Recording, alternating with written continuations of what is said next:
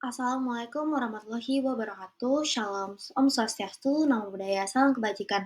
Perkenalkan kami dari kelompok P4 ingin mempresentasikan hasil praktikum eksperimen teknik biomedis 1 dengan topik pengamatan permukaan material. Berikut adalah anggota kelompok dari kelompok B4, yaitu yang pertama ada Kalista Ceris dengan NIM akhir 016, kemudian ada Virgo Olivia dengan NIM akhir 026, dan ada saya, Sherly Angelika dengan NIM akhir 040, dan Muhammad Hafiz Atari dengan NIM akhir 073. Pada bagian abstrak dijelaskan bahwa karakteristik permukaan dalam biomaterial memiliki implikasi yang signifikan terhadap kinerja dan interaksi dengan lingkungan biologis pada manusia umumnya. Dan percobaan ini dilakukan untuk menganalisis karakteristik permukaan biomaterial yang bertujuan untuk mengidentifikasi ukuran pori dan sudut kontak suatu material. Pada perlakuan analisis porositas, uh, percobaan ini menggunakan mikroskop yang dilakukan untuk dua jenis biomaterial, yaitu hidroksiapatit dan campuran PO plus kitosan plus butaldehid dengan variasi konsentrasi kitosan yaitu 0,5%, 1%, 1,5%, dan 2%. Selain itu, juga dilakukan pengamatan sudut kontak dengan berbagai jenis material referensi termasuk antara lain adalah membran amion, cawan Petri, kaca preparat, kertas, mika, dan styrofoam. Berdasarkan hasil dari penelitian ini, didapatkan pemahaman yang lebih mendalam mengenai sifat wettability, kemampuan berinteraksi dengan cairan, dan dampak ukuran pori terhadap biomaterial. Diharapkan bahwa pengetahuan ini tuh memiliki potensi aplikasi yang luas dan dalam pengembangan biomaterial untuk berbagai keperluan dalam konteks biomaterial medis dan industri. Pada bagian pendahuluan ini terdapat studi pustaka yang relevan untuk percobaan ini. Yang pertama yaitu wettability. Wettability ini memiliki nama lain yaitu keterbasahan yang mengacu pada kecenderungan cairan untuk menyebar ke seluruh permukaan yang diinginkan. Hal ini tuh biasa ditandai dengan menggunakan air sebagai cairan prop untuk mengukur sudut kontak yang statis. Kemudian perilaku tetesan cairan ini tuh dapat diklasifikasikan menjadi 4 kategori, yaitu yang pertama, jika sudut kontaknya kurang dari 90 derajat, maka termasuk kategori hidrofilik, sedangkan jika lebih dari 90 derajat, maka termasuk kategori hidrofobik, dan jika kurang dari 10 derajat, maka termasuk kategori superhidrofilik, sedangkan jika permukaan padatannya itu memiliki sudut kontak yang lebih dari 150 derajat, maka termasuk dalam kategori superhidrofobik. Kemudian untuk bagian sudut kontak sendiri itu dapat didefinisikan sebagai sudut yang terbentuk dari dua garis, di mana garis pertama adalah batas antara udara dan zat cair yang diteteskan, dan garis kedua adalah batas yang terbentuk antara zat cair dan zat padat yang ditetesi. Kemudian ada pun porositas, di mana porositas ini merupakan suatu parameter yang mengukur jumlah dan ukuran pori dalam suatu material, di mana dalam konteks biomaterial ini porositas mengacu pada seberapa banyak ruang kosong yang ada pada struktur material tersebut. Kemudian ada pula hidroksiapatit yang digunakan pada pengukuran pori, di mana hidroksiapatit ini merupakan yang digunakan untuk pembuatan bone filler dan nantinya akan ditempati oleh jaringan tulang, di mana hal ini memiliki kemiripan dengan komposisi tulang dan memiliki biokompatibilitas yang tinggi dengan jaringan hidup sekelilingnya. Adapun kitosan yaitu polimer yang terbuat dari kitin, di mana kitosan ini merupakan bahan biomaterial yang memiliki sifat unik termasuk biodegradabilitas dan kemampuan untuk membuat gel. Kemudian digunakan pula mikroskop cahaya di mana batas resolusi dari mikroskop cahaya itu dibatasi oleh panjang gelombang cahaya yang tampak yaitu setengah dari panjang gelombang. Di mana mikroskop cahaya juga memiliki perbesaran maksimum yaitu 1000 kali dan memiliki 3 sistem lensa yaitu lensa objektif, lensa okuler, dan kondensor. Kemudian ada pula alat bahan yang digunakan dalam praktikum ini yaitu berupa uh, kamera, microstring, mikroskop, kemudian perangkat lunak high view dan image G, kemudian ada penggaris, pipet tetes gunting, air, material pengukuran diameter yaitu hidroksiapatit, material pengukuran sudut kontak yaitu membran amion, kertas, mika, styrofoam, kaca preparat, dan cawan Petri. Kemudian pengukuran pada praktikum ini dibagi menjadi dua percobaan yaitu pengukuran diameter pori dan juga pengamatan dari sudut kontak. Kemudian saya akan menjelaskan mengenai prosedur kerja untuk pengukuran diameter pori. Untuk pengukuran diameter pori dilakukan dengan mikroskop yang akan menyambungkan dengan high view ke laptop. Kemudian letakkan penggaris kalibrasi di bawah mikroskop. Apabila sudah fokus, tangkap gambar penggaris kalibrasi. Lakukan hal yang sama pada material uji coba. Kemudian dengan image J, kita bisa masukkan hasil foto penggaris kalibrasi tersebut. Kemudian ukur dari garis hitam ke garis hitam terdekat. Pilih Analyze dan Set Scale, lalu atur known distance-nya menjadi 0,5 dengan unit length-nya itu milimeter. Kemudian kita dapat mengukur untuk diameter material, yaitu dengan cara sama, Analyze, Set Measurement, dan centang standard deviation-nya, lalu OK. Kemudian klik dan drag diameter permukaan yang diamati, Analyze, Control plus M, kemudian save as data tersebut, maka kita bisa menampilkan data tersebut dalam Excel dan dibuat grafiknya pada hasil pengukuran length. Prosedur selanjutnya adalah untuk mengamati sudut kontak. Pertama, untuk mengambil data, letakkanlah material tersebut di atas permukaan yang datar. Siapkan kamera dan atur fokus kamera di atas permukaan material uji coba. Setelah fokus, teteskan air pada permukaan material menggunakan pipet tetes dan ambil gambar air yang sudah ada berada di atas permukaan material. Hapus air tersebut dan ulangi langkah yang sama sebanyak 3 kali pada material yang sama dan lakukan langkah ini juga pada material yang lain. Setelah data sudah didapat, maka kita bisa mentransfer foto tersebut ke laptop dan bukalah software ImageJ. Pada software ImageJ kita bisa menggunakan angle tool untuk mengukur derajat air terhadap permukaan material dengan klik and drag, kemudian di Ctrl M untuk menyimpan data dari pengukuran sudut tersebut. Lakukan cara yang sama pada material yang lainnya. Selanjutnya saya akan memaparkan hasil dari pengambilan data baik diameter pori dan juga sudut kontak. Pertama, kita bisa melihat hasil dari diameter pori permukaan hidroksiapatit. Dari permukaan hidroksiapatit diambil 5 data pada 5 permukaan yang berbeda. Kemudian dari data tersebut dibuat menjadi histogram dan kita dapat bisa melihat frekuensi yang paling tinggi dari rentang diameter pori yang berbeda-beda. Untuk permukaan yang pertama itu frekuensi yang paling banyak adalah pada rentang 0,273 hingga 0,413 mm. Kemudian pada permukaan kedua, rentang yang paling tinggi adalah 0,139 hingga 0,259 mm. Kemudian pada permukaan 3, rentang paling tinggi adalah pada 0,073 hingga 0,253 mm. Dan pada permukaan 4, rentang yang paling tinggi adalah di rentang 0,085 hingga 0,168 mm. Kemudian pada permukaan 5, paling tinggi itu ada di rentang 0,104 hingga 0,214 mm. Berikutnya adalah pengukuran diameter pori pada fiber. Untuk fiber yang digunakan adalah PEO dengan kitosan dan glutaraldehyde dengan kadar kitosan yang berbeda-beda. Untuk kadar kitosan 0,5%, itu diameternya yang paling tinggi adalah pada rentang 0,151 hingga 0,471 mm. Kemudian pada kadar kitosan 1%, rentang paling tinggi adalah 1,924 hingga 3,024 mm. Pada kitosan 1,5%, paling tinggi adalah pada 0,317 hingga 0,487 mm, dan pada kitosan 2%, paling tinggi ada di 0,368 hingga 0,518 mm. Berdasarkan data di sini bisa kita ketahui bahwa semakin tinggi kadar kitosan, maka diameter porinya semakin tinggi, semakin besar juga. Tetapi pada kadar kitosan 1% terlihat ada perbedaan karena diameter pori pada kadar kitosan 1% yang memiliki diameter paling besar di antara fiber lainnya dengan kadar kitosan lainnya. Selanjutnya adalah hasil pengukuran dari sudut kontak. Untuk sudut kontak ini diambil pada 6 material berbeda. Untuk material pertama adalah membran amnion dengan rata-rata sudut kontak adalah 93,096 derajat. Pada cawan Petri rata-ratanya adalah 62,192 derajat. Pada kaca preparat rata-ratanya adalah 37,865 derajat. Pada kertas rata-ratanya adalah 42,835 derajat. Pada mika rata-ratanya adalah 78,055 derajat, dan pada styrofoam rata-ratanya adalah 85,542 derajat.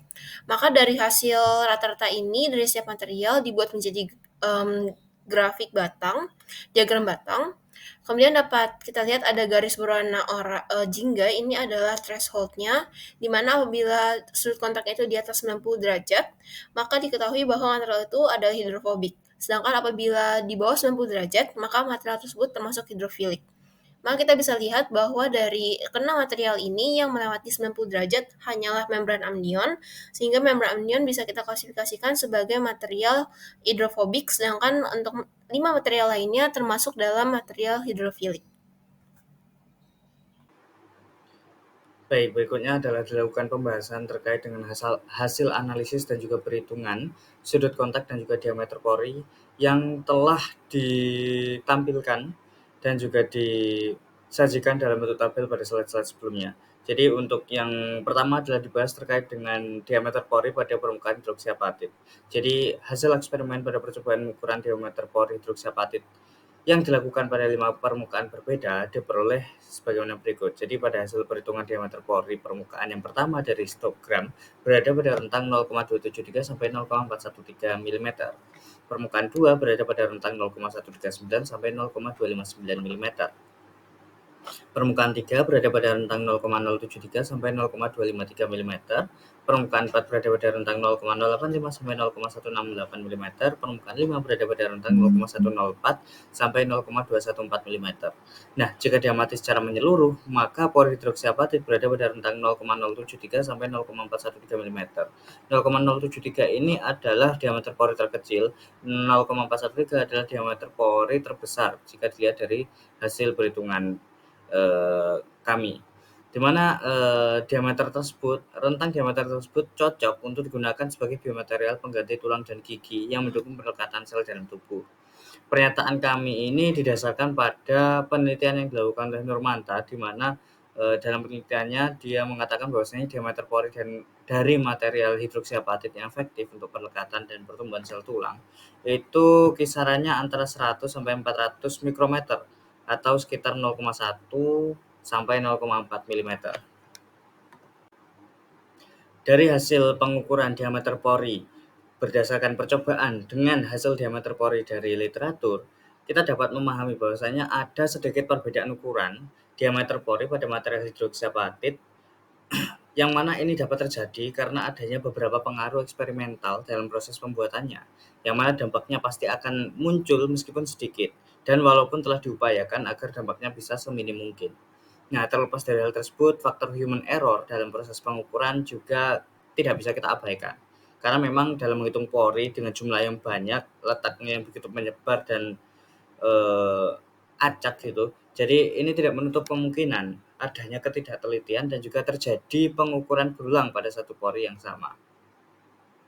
Hidroksiapatit ini termasuk ke dalam material biokeramik yang berupa senyawa polikristalin kalsium fosfat dengan rumus molekul Ca10, PO46 dan OH2. Ini merupakan kristalisasi dari mineral apatit. Jadi hidroksiapatit yang digunakan pada uji kali ini memiliki diameter pori yang bisa dikatakan cocok digunakan sebagai bahan untuk pengganti tulang dan gigi. Hidroksiapatit yang digunakan untuk tujuan ini haruslah memiliki karakteristik ringan namun kuat, tidak rapuh, dan juga memiliki kemampuan biokompatibilitas yang baik, bioresorbable yang baik. Selain itu, hidroksiapatit untuk tujuan ini harus memiliki karakteristik kimia dan kristalinitas yang mirip dengan sifat tulang dan juga gigi manusia. Serta yang paling penting dia bersifat osteokonduktif, yang mana dapat merangsang pertumbuhan tulang baru. Untuk yang kedua adalah dilakukan pembahasan terkait dengan diameter pori permukaan fiber yang terdiri atas campuran PEO, kitosan, dan juga glutaraldehid. Jadi pengukuran pori ini dilakukan untuk 50 pori dengan masing-masing pori dilakukan 2 kali pengukuran diameter sehingga didapatkan 100 data diameter pori. Nah, pada hasil perhitungan diameter pori untuk permukaan ini untuk kitosan konsentrasi 0,5% diperoleh diameter pori rentang 0,151 sampai 0,471 mikrometer. Sementara menurut Walindra tahun 2012 melalui penelitiannya, jadi hidroksiapatit yang memiliki ukuran pori sekitar 0 sampai 0,5 mikrometer ini termasuk dalam jenis hidroksiapatit yang berpori mikro. Nah, material ini karakteristiknya punya luas permukaan yang kecil, ikatan kristal yang kuat sehingga mudah diterima oleh tubuh. Dapat dihasilkan dengan mudah menggunakan limbah bahan biogenik seperti tulang hewan. Lalu dia memiliki sifat biokompatibilitas dan bioaktif yang baik terhadap tubuh serta mudah diserap oleh tubuh alias bioresorbable. Lalu fiber ini memiliki kemampuan untuk meningkatkan oseointegrasi. Jadi oseointegrasi itu adalah suatu kemampuan yang dimiliki oleh material untuk merangsang pertumbuhan tulang pada permukaan implan sehingga cocok digunakan sebagai implan gigi. Untuk hasil perhitungan diameter pori dari permukaan fiber campuran kombinasi PEO, kitosan dan juga glutaraldehyde dengan konsentrasi kitosan 1%, diperoleh diameter pori pada rentang 1,924 sampai 3,024 mikrometer, di mana material yang memiliki spesifikasi ini cocok digunakan sebagai bahan implan tulang karena memiliki diameter pori yang lebih besar, memungkinkan untuk penyerapan dan integrasi yang lebih baik dengan jaringan tulang. Lalu biokompatibel dan memiliki ukuran pori yang lebih besar yang mendukung pertumbuhan sel dan penyatuan dengan jaringan tulang alami. Hasil perhitungan diameter pori untuk permukaan PEO plus kitosan 1,5% dan juga glutaraldehyde itu diperoleh pada rentang 0,317 sampai 0,487 mikrometer. Permukaan ini memiliki diameter pori yang bisa dibilang kecil, sehingga memungkinkan kontrol yang presisi dan retensi partikel kecil. Permukaan ini cocok digunakan untuk aplikasi yang memerlukan kontrol presisi, seperti contohnya adalah digunakan sebagai filter mikro untuk memisahkan partikel kecil, atau juga bisa digunakan sebagai membran untuk pemisahan molekul kecil. Nah, pada hasil perhitungan diameter pori untuk permukaan PEO kitosan 2% dan juga glutaraldehyde dari histogram, ini diperoleh diameter pori pada rentang 0,368 sampai 0,518 mikrometer. Permukaan ini memiliki diameter pori yang sedang, sehingga cocok digunakan untuk berbagai aplikasi, seperti sebagai lapisan pelindung pada bahan lain, sebagai permukaan dengan sifat antara, untuk adsorpsi zat tertentu, atau juga sebagai bagian dari sistem pemisahan ukuran menengah. Peningkatan konsentrasi kitosan pada material hidroksiapatit menurut literatur hendaknya mengurangi ukuran pori hidroksiapatit. Hal ini karena kitosan yang sebenarnya adalah suatu polimer alami, sifatnya itu cenderung mengisi atau menutupi pori-pori dalam dari material hidroksiapatit ketika konsentrasinya ditingkatkan. Ini terjadi karena kitosan itu memiliki sifat pengisi, filler, yang bisa mengisi ruang-ruang kosong dalam struktur hidroksiapatit. Nah, menurut literatur, seharusnya semakin tinggi kadar kitosan dalam campuran, semakin kecil ukuran pori yang mungkin dihasilkan. Kitosan punya sifat yang lebih padat dan kurang berpori dibandingkan dengan PEO, sehingga penambahan kitosan dapat mengurangi ukuran pori dalam struktur fiber. Karena kitosan merupakan polimer hidrofilik, sementara PEO juga memiliki sifat hidrofilik, hasilnya ketika ditambahkan akan meningkatkan sifat hidrofilik dari fiber. Di mana semakin tinggi sifat hidrofilik dari fiber akan memengaruhi kemampuan fiber untuk berintegrasi dengan air dan cairan biologis. Adanya ketidaksesuaian antara nilai ukur diameter pori fiber antara hasil eksperimen dengan literatur kemungkinan disebabkan karena adanya human error dalam melakukan pengambilan data, memakai software ImageG, ataupun dalam pengolahan data menggunakan Microsoft Excel. Oke, kita lanjut ke pembahasan selanjutnya, yaitu percobaan kedua mengenai tentang sudut kontak material. Nah, dari hasil ini, kalau kita lihat urutan dari sudut kontaknya, derajat sudut kontaknya yang terbentuk, itu kita bisa mengurutkan nih dari yang terkecil ke yang terbesar. Dari yang terkecil itu membran anion, styrofoam, mika, cawan petri, kertas, dan terakhir itu kaca preparat. Nah, dari sini kita bisa mengkategorikan mereka berdasarkan hidrofilik dan juga hidrofobik. Nah, bisa kita lihat kalau yang sudut kontaknya itu lebih dari 90 derajat, maka dia akan terkategorikan sebagai hidrofobik. Sehingga pada membran anion, dia termasuk ke dalam kategori hidrofobik karena sudut kontaknya itu memiliki rata-rata lebih dari 90 derajat. Sedangkan cawan petri, kaca preparat, mika, kertas, dan styrofoam itu termasuk ke dalam hidrofilik karena rata-rata sudut kontaknya ini kurang dari 90 derajat. Oke, kita masuk ke pembahasan kira-kira apa sih sebenarnya hidrofobik dan hidrofilik itu. Jadi intinya gini, dari kata hidrofobia ya, hidro itu air, fobia itu adalah takut gitu ya. Jadi hidrofobik ini cenderung menolak air gitu. Nah, kenapa ini terjadi? Karena interaksi kohesi antar molekul dari material ini jauh lebih tinggi daripada interaksi adhesi molekul permukaan dengan molekul cairannya. Nah, alhasil ketika kita coba tetesan air, maka si air ini akan mempertahankan bentuknya itu. Nah, sementara untuk material hidrofilik ya berarti kebalikannya gitu kan.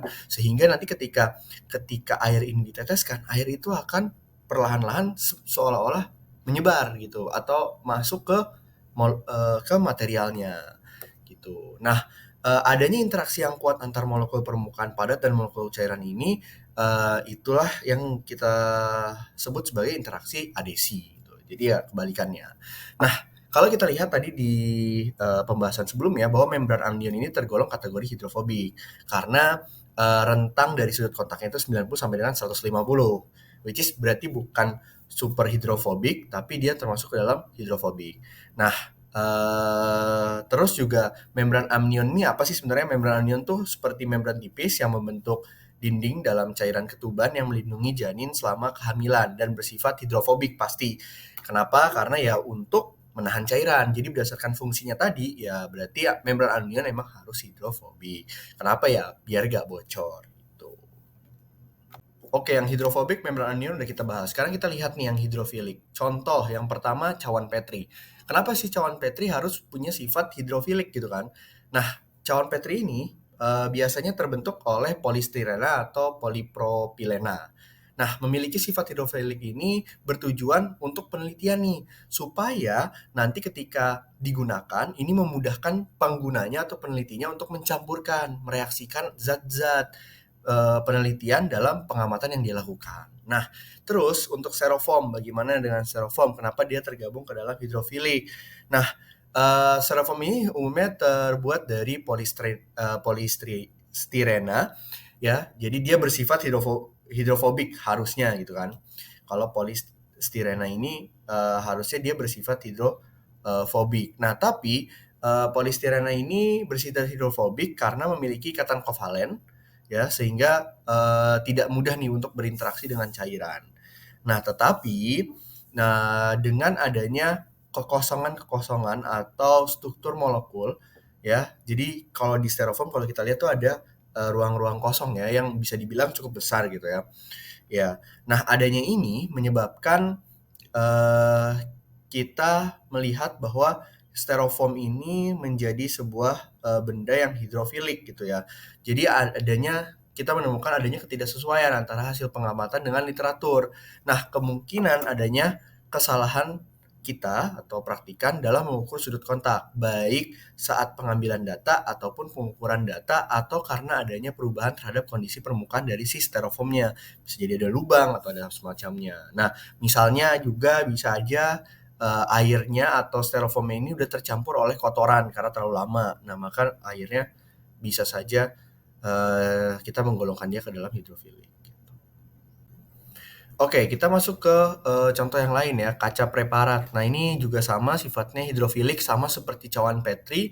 Jadi dia akan mempermudah kita dalam melakukan pengamatan terkhusus untuk mencampurkan zat-zat. Jadi misalkan kita menggunakan kaca preparat, kita tempelkan pada mikroskop untuk melihat sesuatu. Kenapa dia bersifat hidrofilik? Nah ya supaya memudahkan terkhusus supaya sampel-sampelnya ini tidak menyebar gitu kan. Jadi ya udah ada di satu titik dan bisa ditempel dengan mudah, sama seperti yang terjadi pada cawan Petri. Nah, sedangkan untuk Mika ini juga tergabung ke dalam hidrofilik karena tadi sudut kontaknya kurang dari 90. Nah, ini karena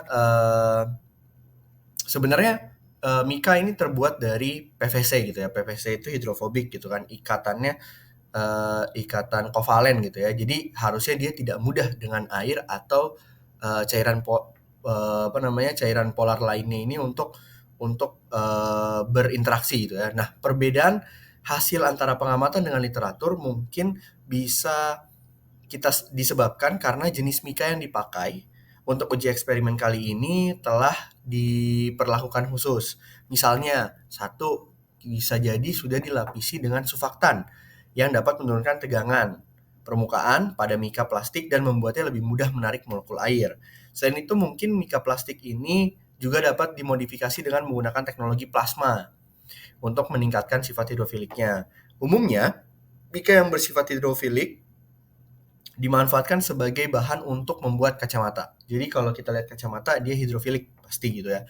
Ya kalau enggak, nanti airnya bakal sangat-sangat sulit untuk dibersihkan gitu ya, atau ada kotoran akan sangat sulit untuk dibersihkan gitu ya. Atau juga untuk cover lampu mobil, motor, dan lain-lain ya.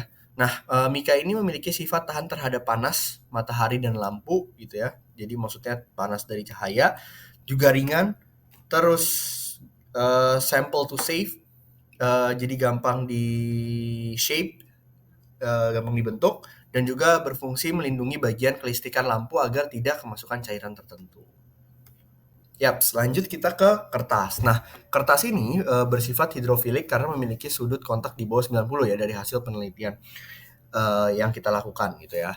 Nah, kertas ini cenderung harusnya bersifat hidrofilik memang karena serat selulosa memiliki kemampuan untuk menyerap air yang baik. Jadi ya udah pasti dia akan menjadi hidrofilik gitu. Walaupun sebenarnya pada pembuatannya si kertas ini dibuat dengan bahan kimia tertentu seperti silikon atau yang lainnya ya, sehingga dapat jadi bersifat hidrofobik.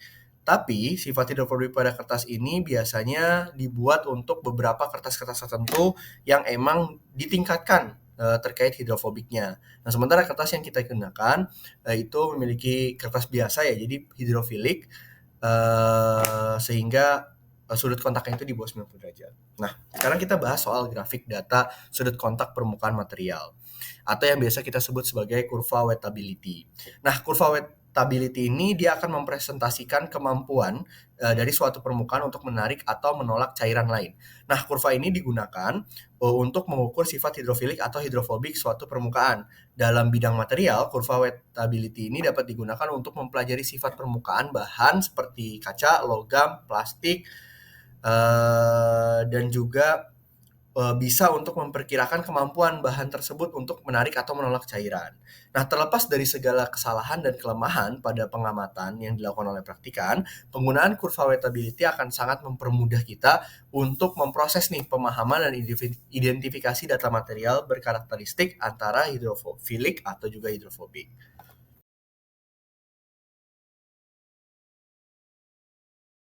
Baik, nah maka dari itu kesimpulan dari penelitian ini yang pertama kita lihat pada percobaan pengukuran sudut kontak 6 jenis material.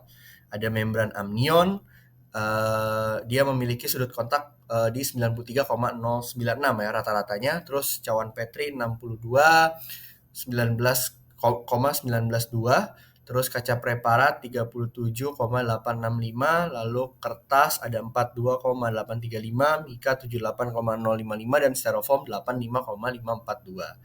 Nah, itu untuk percobaan sudut kontak. Nah, diameter pori. Sekarang kita lihat hasil dari kesimpulan dari diameter pori itu diukur dengan menggunakan software pengolahan gambar ImageJ dan didapatkan diameter pori pada 5 pengukuran hidroksiapatit yang berkisar antara 0,273 sampai dengan 0,413, lalu ada 0,139 sampai dengan 0,259, lalu ada 0,73 sampai dengan 0,253, lalu ada 0,085 sampai dengan 0,168, lalu ada 0,104 sampai dengan 0,214 mm. Nah, selanjutnya di tugas kita ada fiber dengan konsentrasi kitosan 0,5%, 1%, 1,5%, dan 2%. Maka kita peroleh diameter secara berurutan. Untuk yang 0,5% itu 0,151 sampai dengan 0,471 mikrometer, lalu untuk yang 1% itu kita memperoleh 1,924 sampai dengan 3,024 mikrometer, lalu kita juga memperoleh untuk yang kitosannya 1,5% itu 0,317 sampai dengan 0,487 mikrometer, lalu yang fiber dengan konsentrasi kitosan 2% itu diperoleh diameternya adalah 0,368 sampai dengan 0,518. Maka dari sini bisa kita lihat bahwa semakin besar konsentrasi kitosannya akan juga menaikkan belum tentu menaikkan nilai dari diameternya, karena kita bisa lihat bahwa pada yang 1% itu ada 1,924 mikrometer, jauh lebih besar daripada yang lain. Nah, saran dari kami sebagai praktikan untuk eksperimen ini adalah lebih memperhatikan proses pengambilan gambar, baik itu untuk sudut kontak maupun pori. Kemudian lebih teliti dalam mengambil data sudut kontak serta mengukur lebar pori menggunakan software Imagy agar data jauh lebih akurat. Selain itu, proses pengolahan data sudut kontak dan diameter pori menggunakan Microsoft Excel juga harus diperhatikan, terutama pada penggunaan titik dan koma, karena kadang-kadang datanya itu koma, terus gak bisa dibaca, atau titik, terus gak bisa dibaca, karena setup laptop dari masing-masing pengguna itu beda-beda. Ada yang menggunakan koma sebagai pemisah desimal, ada yang menggunakan titik sebagai pemisah desimal. Nah, ini harus disepakati dari awal seperti apa, baik itu yang di Imagy dan juga yang di Excel-nya, supaya nanti ketika kita meng-CSV-kan atau melihat datanya di Excel, lalu untuk mengolah data, maka harus diperhatikan karena nanti tidak bisa terbaca sebagai suatu numerik gitu. Sehingga itulah yang harus kita lakukan supaya hasil data ini jauh diperoleh lebih optimal, seperti itu. Untuk selanjutnya akan dibahas beberapa pertanyaan-pertanyaan yang berkaitan dengan topik kali ini, yakni topik permukaan material. Untuk pertanyaan pertama, apakah ukuran pori dan sudut kontak dari material memiliki hubungan yang signifikan? Jadi, hubungan antara ukuran pori dan sudut kontak itu cukup signifikan ya. Hal ini dibuktikan oleh beberapa penelitian. Salah satunya adalah penelitian Liu pada tahun 2022 yang kemudian dipublikasikan dalam jurnalnya yang referensinya telah dicantumkan di bawah. Jadi penelitian tersebut menunjukkan bahwa ukuran pori yang lebih besar akan berdampak pada sudut kontak yang dihasilkan. Jadi sudut kontak yang dihasilkan, dia memiliki ukuran atau memiliki besar sudut yang lebih kecil. Jadi makin besar ukuran pori suatu biomaterial, sudut kontak yang dihasilkan dari material tersebut akan lebih kecil. Hal ini menunjukkan bahwa biomaterial dengan ukuran pori yang besar akan lebih mudah dibasahi oleh cairan alias memiliki sifat hidrofilik. Untuk pertanyaan kedua adalah berdasarkan hasil pengolahan software, apakah konsentrasi ketosan berpengaruh terhadap ukuran pori dan sudut kontak biomaterial? Berdasarkan hasil yang diperoleh oleh praktikan sendiri, tidak ditunjukkan adanya hubungan antara konsentrasi ketosan dengan ukuran porinya.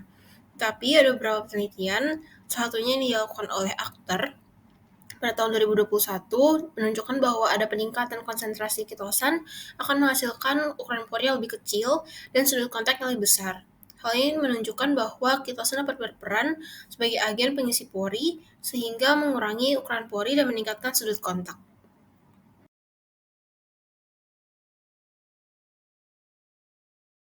Oke, kita masuk ke pertanyaan keempat. Bagaimana sih pengaruh ukuran pori ini dan juga sudut kontak dari biomaterial ini terhadap interaksi dengan sel? Nah, berdasarkan Liu et al. Ini tentang the effect of pore size and surface chemistry on the wettability of RX-sprung poly bla bla bla scaffold. Ini dapat kita lihat bahwa ukuran pori dan sudut kontak ini dari suatu biomaterial ini memiliki pengaruh yang signifikan untuk interaksi sel. Ya, jadi diperlukan biomaterial yang ukuran porinya lebih besar dan sudut kontak yang jauh lebih kecil sehingga dapat berinteraksi lebih baik kepada sel. Contoh misalkan gini, pada penyerapan obat. Nah, diperlukan ukuran pori yang jauh lebih besar. Supaya apa? Supaya memiliki luas permukaan yang juga jauh lebih besar sehingga dapat menyerap lebih banyak obat. Nah, obat yang tersuspensi dalam cairan ini akan lebih mudah berpenetrasi ke dalam pori-pori biomaterial sehingga nanti akan lebih mudah untuk berinteraksi juga dengan sel. Jadi seperti itu. Ya, itulah tadi presentasi dan pertanyaan dari kelompok kami B4. Kurang lebihnya kami mohon maaf. Akhir kata, wassalamualaikum warahmatullahi wabarakatuh.